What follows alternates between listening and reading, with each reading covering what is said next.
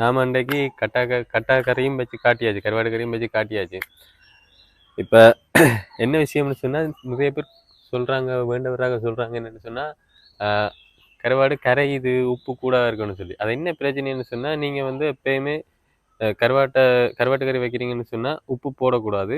முக்கியமான விஷயம், சுடுதண்ணிலோடைய கழுவணும் கருவாடு. பெரிய மொத்த கருவாடுன்றீங்க, சுடுதண்ணில வடிய ஊறப்போட்டு கழுவினா தான் உப்பு குறையும். கருவாடு கூடுதலான உப்பு போடணும். ஏன்னு சொன்னா நீங்க வெளிநாடு கொண்டு போய் பாவிக்கிறேன்னு சொன்னீங்க, உப்பு நல்லா குறைச்சி போட்டு கருவாடு எடுத்துன்னு வைங்களா இருந்தா அங்க கொண்டு கொஞ்ச நாளே கொட்டிடுவீங்க.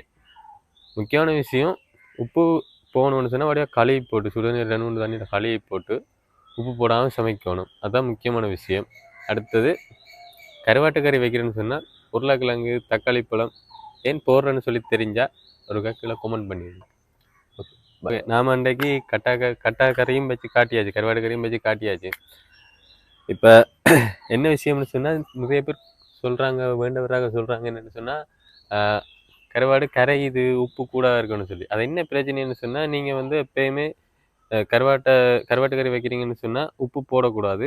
முக்கியமான விஷயம், சுடுதண்ணிலோடைய கழுவணும் கருவாடு. பெரிய மொத்த கருவாடுன்றீங்க, சுடுதண்ணில வடிய ஊறப்போட்டு கழுவினா தான் உப்பு குறையும். கருவாடு கூடுதலான உப்பு போடணும். ஏன்னு சொன்னா நீங்க வெளிநாடு கொண்டு போய் பாவிக்கிறேன்னு சொன்னீங்க, உப்பு நல்லா குறைச்சி போட்டு கருவாடு எடுத்துன்னு வைங்களா இருந்தா அங்க கொண்டு கொஞ்ச நாளே கொட்டிடுவீங்க.